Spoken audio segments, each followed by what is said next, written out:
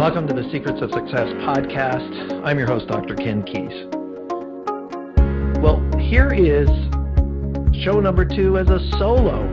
I had so much fun doing part 1 of the Quest for Purpose, in that we didn't really have enough time to get into all the details of our new Quest for Purpose course, but which is built on the book of the same name, that we really I decided, let's do a continuation of it and finish what I started, or go as far as I can. Maybe we even have a part 3 as part of this. So if you haven't listened to part 1, go back to that. We cover some of the stats and situations about, why are people not living on purpose and just how debilitating it is in a sad state of affairs.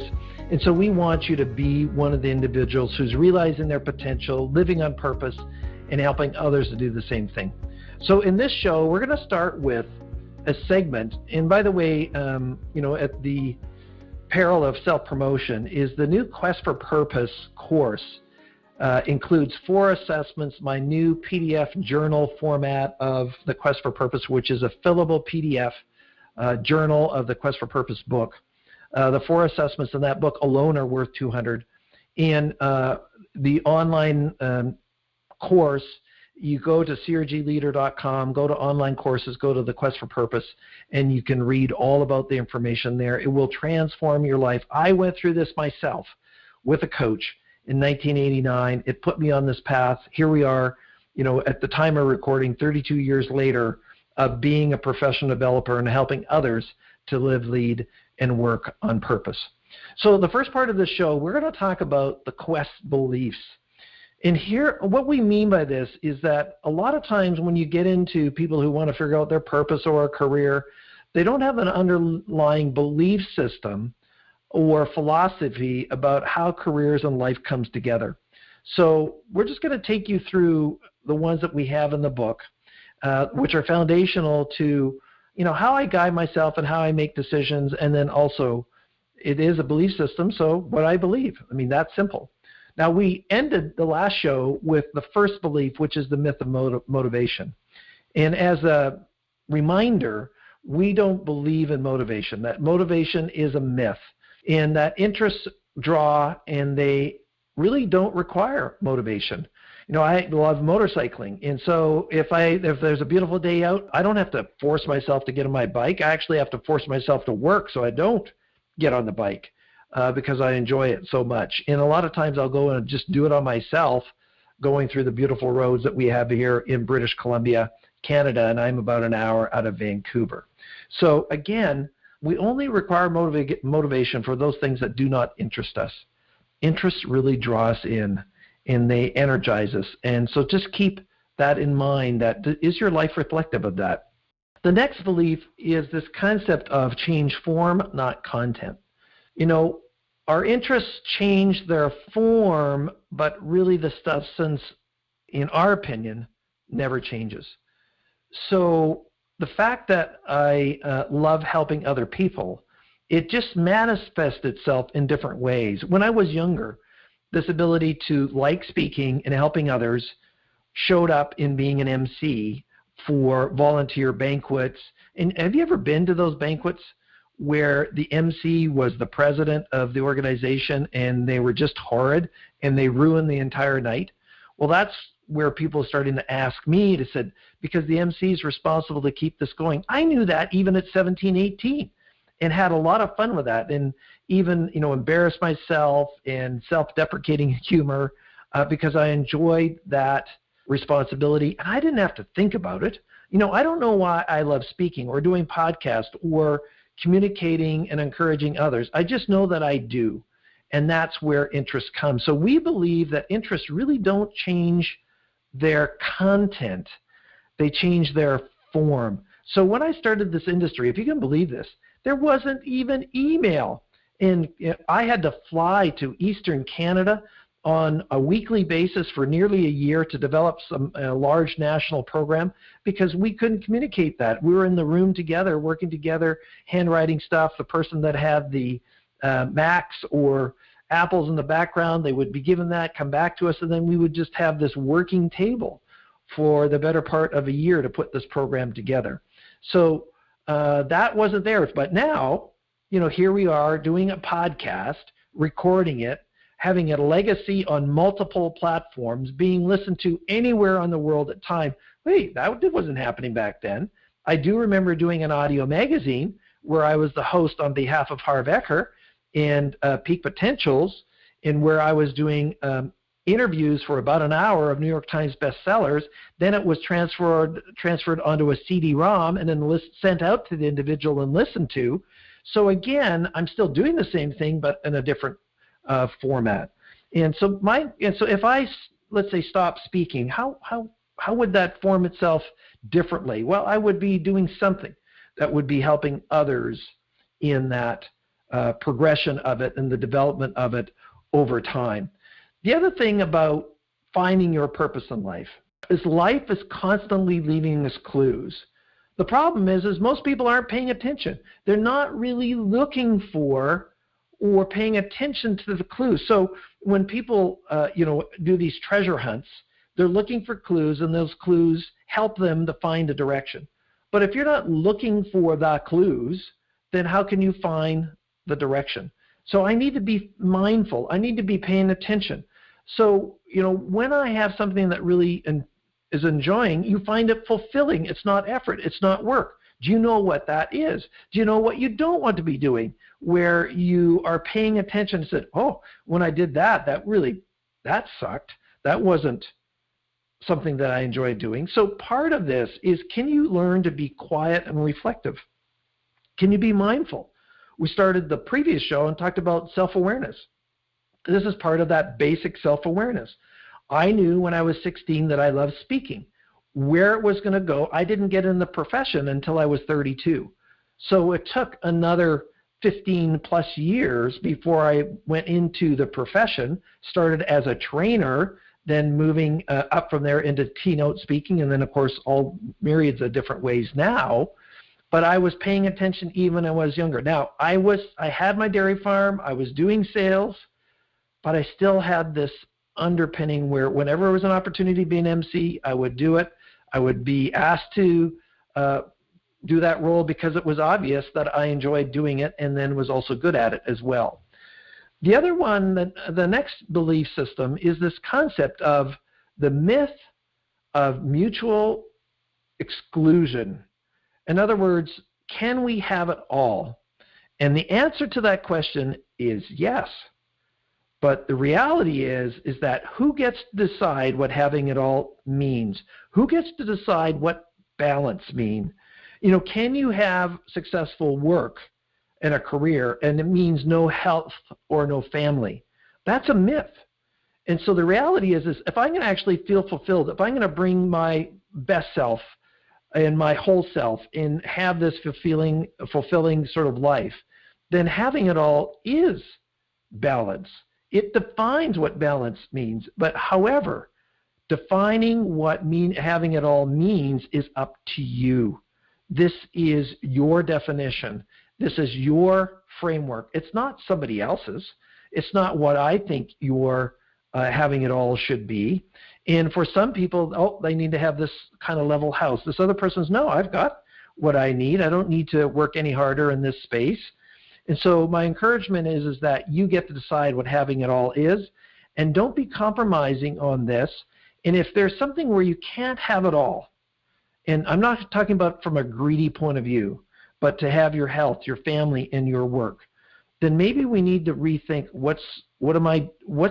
am I really doing what I'm called to do? Have I set up a business or an organization to serve me, or am I serving it? So that becomes part of that question. The next belief system is this concept of idea precedes money. The example that I have in the book is that an employee says they want a raise, even though they have not demonstrated that they even work hard in their current role. In other words, they're seen as lazy in their current raise, and they say to you, you know what, if you pay me more, then I'll work harder. But no, that idea precedes money, or action precedes money, is that work harder, and then you might deserve this additional raise, but being lazy isn't going to cause that to happen. So this this idea is I get this sort of entitlement mindset. I get this before I've earned it is a dysfunctional mindset. It's effort and work, then the payoff. It is idea before the action. Money never precedes the idea or the action. It always follows it. So keep that in mind that, pay me and then I'll do it. No, those individuals that really show their worth are the ones that are, for the most part, honored. Now, not always. Well, then work at a different place that does honor it. The next one, and this is so important because we're really talking about responsibility, no excuses. If you really are getting into your purpose, and you know what, by the way, I need this podcast as much as everybody else. I might be the author of it, but guess what? We need to remind ourselves of the stuff that we teach. The teacher needs it as much as the student. So I am not perfect in all these things, but it's something just to remind myself is that we all have stuff or issues that we can use as excuses that not now. So you need to do it now in spite of your stuff. Now, with wisdom, with diligence, or due diligence. So if there's stuff or issues getting in the way of what you really, really want to do, and so I'm assuming that you know what you want to do. I'm not saying you have stuff in the area and you are still confused. No, that's something different. On purpose, individuals take responsibility and never play the victim card.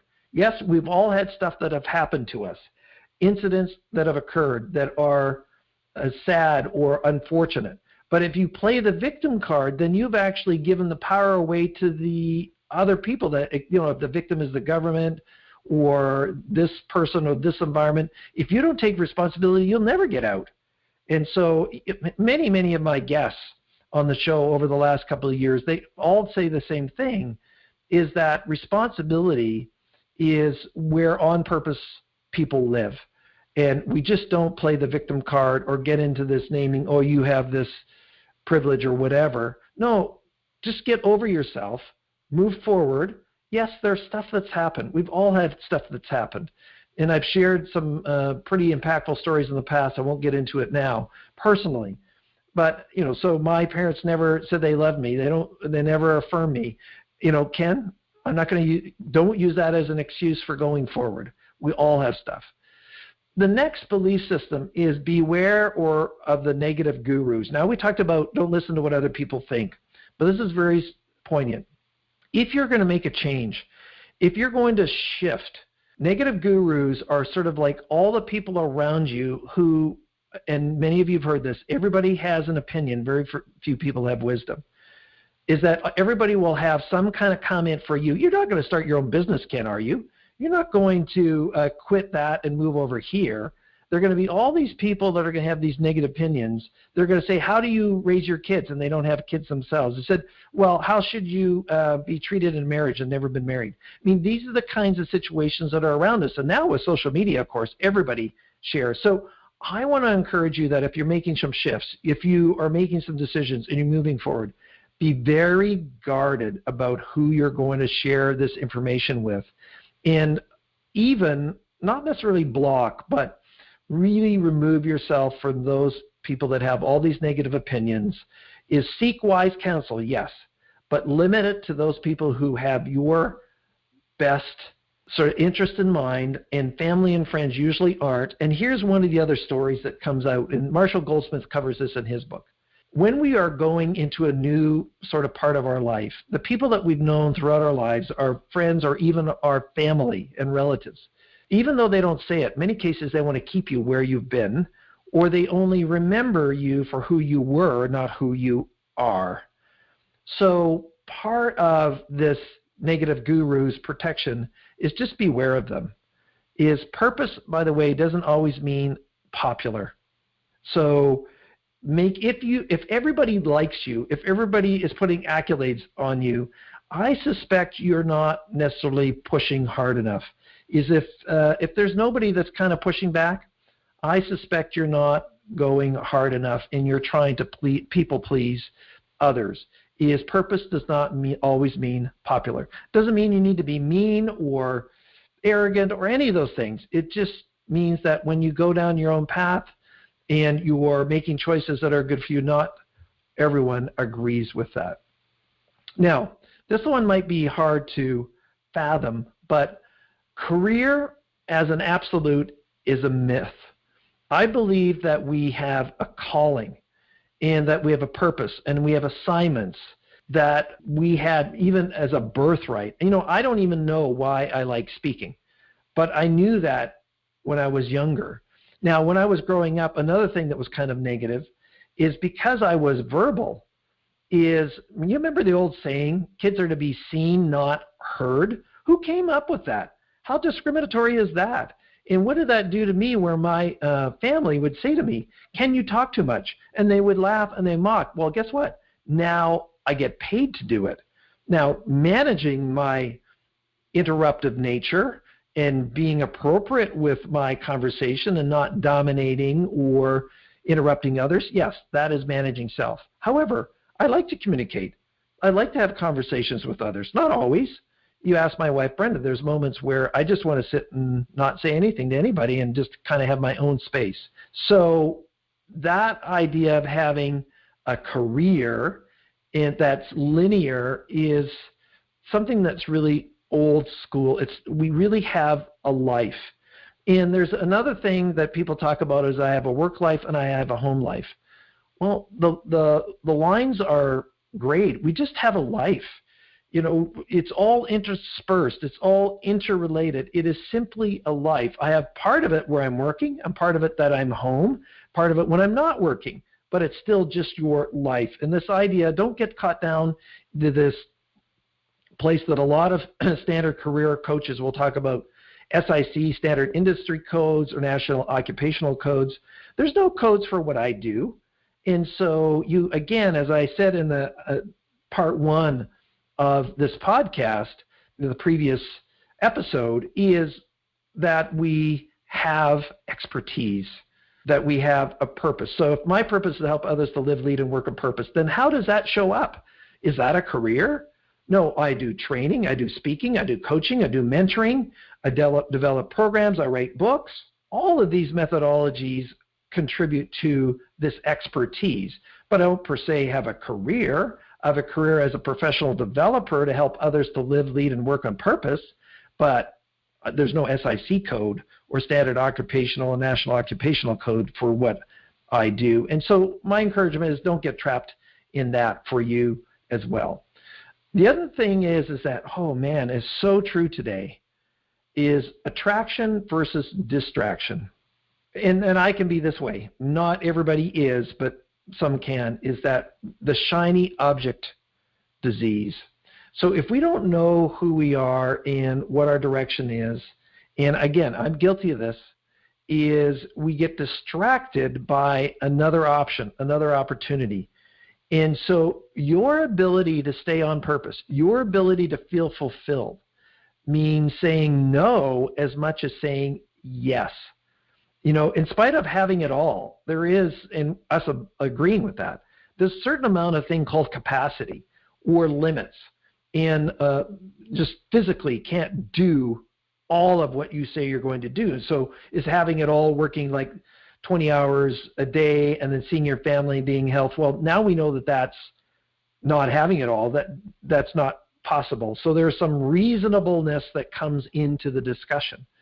But my challenge to you is, are you saying yes to some things that you should be saying no, and is it a distraction? So I remember at one point when I first got in this industry and I had left my job and started the sales training franchise, I actually had 7 different sort of businesses that were happening. And some of them were just opportunities that came my way, and we were doing well with our training company, so we had some resources to invest. But these were all startups. And so I had an RV rental business. We had a gold mine that we were conned on some money on. We had an alarm business. I had the dairy farm. I had some rentals. We had the training company itself. Hello, this is crazy. This is not possible. Now, if you're an owner of multiple businesses and those businesses are independent from you and you're an investor, that's different than trying to do all of these things. So a couple of these went bankrupt, and the reason being is that I was distracted. Now, here was my problem. I was believing that my need for variety would come out of having all these different businesses, but I was immature and undeveloped in this is that really my need for variety can be within this business. So this area of doing professional development, except for a couple other things, is my primary focus. And so I do some other things that are kind of keep me interested and bring that variety, but I don't have all these other companies. All of those are gone. And my ability to say no helped me to focus, to have energy and focus momentum in the area that I could say yes in. So what do you need to say no to? What is it that you have that's a distraction rather than something that's contributing to you? You know, the other one is, and I want you to understand what I'm going to say in this next one, is intolerance is okay. And somebody says, well, no, we want a tolerant society. No, let me finish the explanation first. What I'm talking about here is that you cannot tolerate dysfunction. So if you're going to be the person that you want to be, and you can't tolerate really unhealthy, toxic environments, relationships, associations, all the things that we talked about here. So what we're saying is intolerance is okay, as it talks about you becoming self-aware and living on purpose and getting in the direction and not feeling, you know, that I'm going to say yes or obligated or being part of a group because they asked you but they're toxic or they're not going in the right. So all of those fit into it. And the other one is finding your like-minded tribe is so important. So don't tolerate the dysfunction. That is something that will slow down your progress or hinder it completely as part of that process. So again, this is about the ability to say no as well as yes. Now, this next one that we talk about in the quest beliefs is so important, and that is the power of subtle, sustainable approach. You know, I already used an example in many shows around being a marathon runner and deciding is that here's the reality. Get rich quick schemes, for the most part, whatever the percentage is, very, very high, don't work. Or get fixed quick. When I got into this industry in my late 20s, early 30s, I really believed I didn't need the 10 years to develop my skills to have my craft as a speaker come to a significant level as a professional. But it was interesting, it was when I was 40 that I really started to get good. And so it took me 10 years to be an overnight success. And then in year 25, something happened. It was maybe just a maturity thing, maybe spiritual grounding and centering, but there was another level that occurred of being able to serve others. And that's when you get out of ego and arrogance and you start really focusing on serving others. And there was just another level that occurred in our workshops. Our certification, our 3-day certification program, rated one of the top 10 in the world by professionals as a train-the-trainer experience. And I think one of the reasons that went there is that I went there. We make a statement here, is that our ability to serve others is equal to or less than our own development. So, you know, don't be seduced by the hype of the fast, frantic. Quest and the quest process is about being calm, centered, grounded, mindful. Yes, now you can go fast, but remember, frantic and chaotic is not frantic. Frantic and chaotic, pardon me, is not something that you want to be in. Quest is grounded, centered, and it doesn't mean you're doing slow. It just means that you're not this hyper all over the place. So subtle, manageable changes over time requires patience. There was a research study done, and I don't remember the source, but the study said, if you're going to implement one change in your life, what's the likelihood of success? And they said it's about 85%. And then they said, well, what's the likelihood if I do two things? Well, then it drops to 50% success rate. And what if I try to change three things all at once? Then it goes down to 15%. So you can see that once I start adding layers, then my success rate goes down fairly quickly. Now, in spite of that, one of the other items around having it all is what we call simultaneous activation. So it's a word that's proprietary to us, simultaneous activation. And here's what we mean by this. Let's say you have like 8 core areas. We actually have 13 in the quest wheel, which is in the book and in the course. And you have 13 different areas, is that we believe, contrary to other systems, that you need to take action in all of these simultaneously. And here's what we mean by this. Let's say you have a fitness goal, but you never work out for a month. Well, simultaneous activation means you need to keep that fitness level going. Now, it might be reduced because you have additional workload and you're an architect and that project needs to be done, at the end of this month, so you're working like 10-hour days. That's fine, but you still need to maybe walk to work, you have to bike to work, watching TV on a treadmill, whatever it is simultaneous activation is critically important. Now, here's what's important around this. It doesn't mean that you're putting equal energy or effort. It just means that you are putting some kind of effort and you're not letting these spaces remain dormant. Because if it goes dormant, now you're causing imbalance. And this is something that's completely different than what most other people teach. So by doing everything, it actually creates balance. So example, let's say I'm working hard and then I don't have any date nights or significant other time. Then that's imbalance. And I don't work out, then that's imbalance. Then I don't have and pay attention to my own wellness and health, that's imbalance.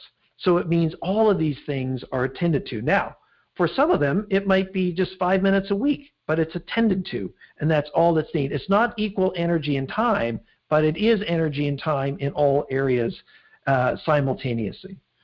The other one is I believe, that the quest process that we teach is a responsible way to lead your life.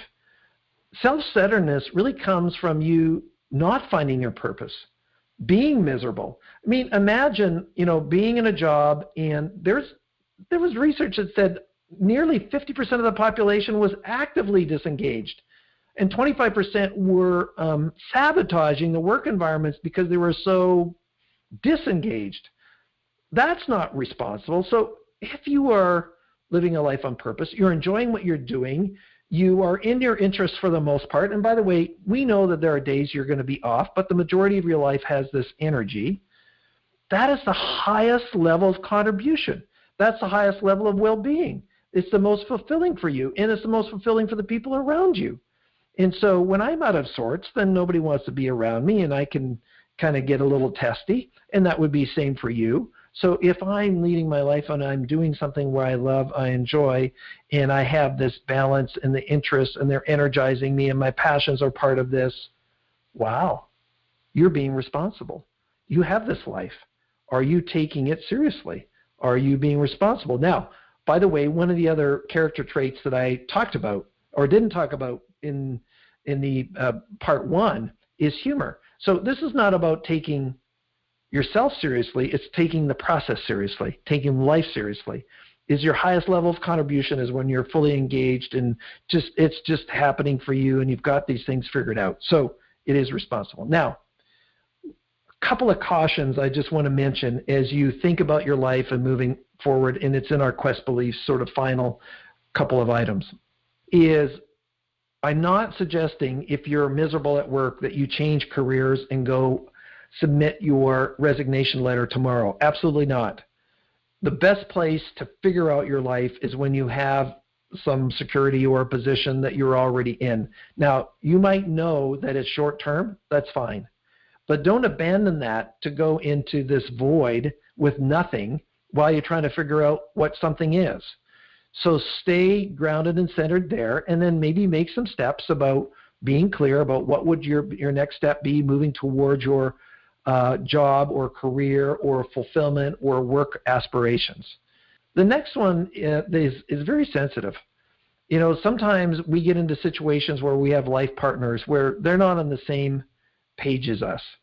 It was an interesting comment a speaker shared not long ago, and this goes totally contrary to what the world is teaching right now, and that is your partner's behavior is none of your business.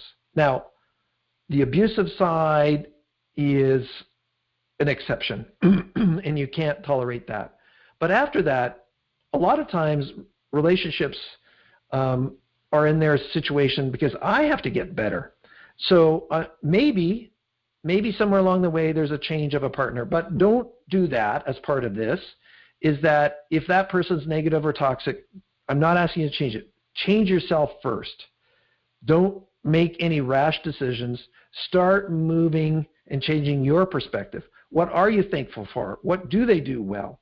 Now, maybe there are some friendships and you want to move them out. I'm talking about life partners where you've made a commitment that you have an obligation is end your career, stay grounded and centered, and know where you're going first before you make any kind of rash or big decisions. Well, we covered a lot in this podcast around, this is just one chapter in the book, The Quest for Purpose, in one module in the Quest for Purpose eCourse, which includes the 4 assessments, all the narrative, the PDF, the journal. So my encouragement is that you can go back and listen to this again. You could go to crgleader.com, go to the online courses, and then look at the course. Maybe it's something you want, or maybe you just want to get the book, The Quest for Purpose. There's an ebook, or there is a hardcover book, or you can even just get the journal and start working on it and start reflecting on these quest beliefs. Have you embraced them? Or what there's working? What are some places that you can start on? And just start with one and start thinking about it. Go back and listen to this over and over as far as the different components and what you're living and what you're not living. I mentioned this many times in the show already and previously, is that, like every single person listening is important. Every single person is here for a reason and a purpose. That's my belief. In that you have a contribution to make. I don't care what your circumstances are, where you're at. We've all had stuff happen to us in our lives where we could give up, quit, or nobody wants me. But be responsible, get the help, get friends, get support around you to take you to that next level where you have that affirmation, and maybe you're just rocking it in life already. So the next question is, how are you helping others around you? The best way to actually grow your gift is to give it away, to be able to help others, to encourage others, to mentor others, to coach others, to volunteer somewhere so that others could live on purpose. I said this in the last show. I want to create a momentum, a movement where the world is living on purpose and that we have more people who are living on purpose than are not. And if it's only 10% now, let's try to double that. Let's try to have 20% where I like what they're doing, I'm enjoying what I'm doing, and for the most part my life kind of fits this direction and I'm playing to my interests, my gifts, my talents, my abilities, and I'm on fire for life and I get people around me that are doing the same thing. Woof, that would be pretty cool, wouldn't it? So let's just do that. Now, as always, thanks for being a listener. Thanks to being part of these solo shows. We're just really sharing our heart about what's possible for you as you go forward and that you matter. And so do the work. Take the responsibility. And if you don't do the work, then what's going to change in 2 weeks, 2 months, 2 years from now? Nothing. And so, where will you be in 2 years if you don't do anything? The same place maybe. And that would be a sad state if you're not completely happy with where you're at. All of us can grow and develop. So please pass it on, share, let other people know about it, leave a positive comment in whatever platform you're listening on. You've been listening to Secrets of Success, and I'm your host, Dr. Ken Keis.